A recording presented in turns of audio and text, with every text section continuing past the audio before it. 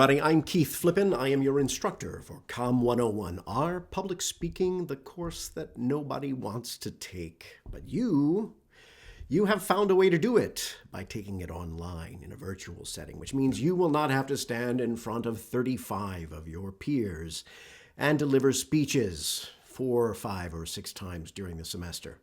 However, you will have to stand in front of 5 living human beings for each of your speeches. And I would like to give you a piece of advice. I would suggest that you cultivate, early in this 8-week compressed course, a group of 5 people that will do this for you regularly. And here's why. Speech is not some grandiose thing, some act of oratory that we believe it is. It is not, friends, Romans, countrymen, lend me your ears. It is not that. Speech is a conversation. It is an exchange of energy between yourself and the person or people to whom you're speaking. It's about identifying with them, picking up on the signals they're giving you, and exchanging with them using an energy adjustment that you make based on what you're receiving. And if you can find 5 people that you know well, that will show up regularly for you, that will help you immeasurably in this course, because it will help engender that sense of conversation. The other piece of advice I'd like to give you is never, ever speak on something you don't care about. I don't care what the assignment is. Anytime we speak in front of a group of people, the thing that makes that speech worthwhile for us is that we have a compelling reason for doing it. Not just, I need the grade in the class, or I need to turn in this assignment, but instead that you have a very specific way that you want to affect the people to whom you're speaking. When I coach corporate executives and CEOs, leaders of organizations, what I tell them is every time you have an opportunity to speak, you are firing arrows into the hearts of your audience to motivate them and energize them to take the action you want them to take. That is what speech is. You are engaged in changing the behavior, the actions, the opinions of the people that you're talking to. That's why we do it. And if you're not invested in what you have to say, then it doesn't work. So it needs to be something you believe in. And you need to look these 5 people in the eyes and convince them earnestly that what you're saying matters.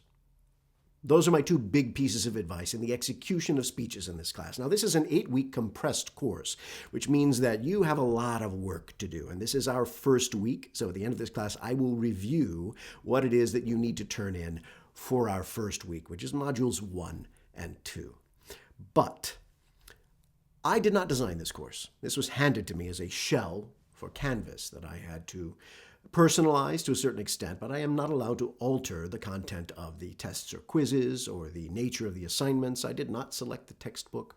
I am just the instructor. I am here for I'm here for all of 3 or 4 reasons. 1, to help you better understand the material that you have been given to learn. The modules and learning materials are there for you to absorb and watch and then draw from as you execute your speeches and assignments.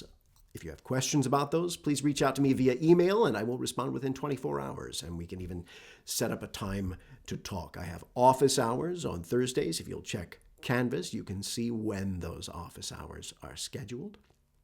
Another thing I'm here to do is to grade your assignments and to give you feedback on your speeches, because if you are doing something that you're not aware of, it's my job to point out that you're doing it so that the next time you can clean that up. What does it matter? Right? What does it matter? You're never going to use this anyway. You're never going to be a CEO or maybe you will. Or you're never going to be president of the United States, or maybe you will. But you don't foresee yourself in those circumstances. Well, I'll tell you why it matters. Because at some point in your life, you're going to need to call on your voice. You will need to call on your ability to speak and influence others. It may be giving a speech at your best friend's wedding, or the eulogy at the funeral for someone you love.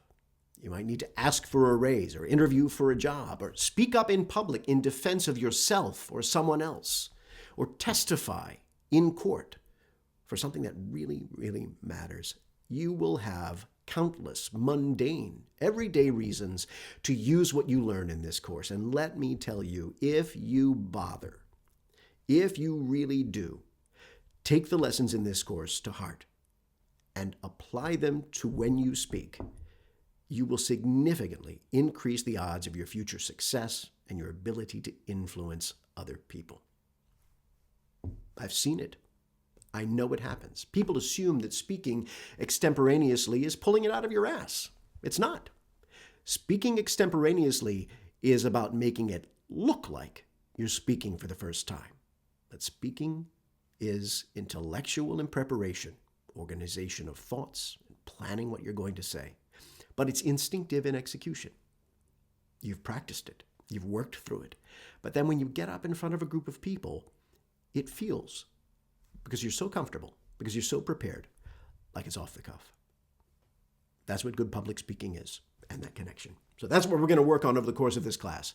Let's take a look at what is due this first week. So you have a few modules. You have 2 modules you've got to get through in the first week.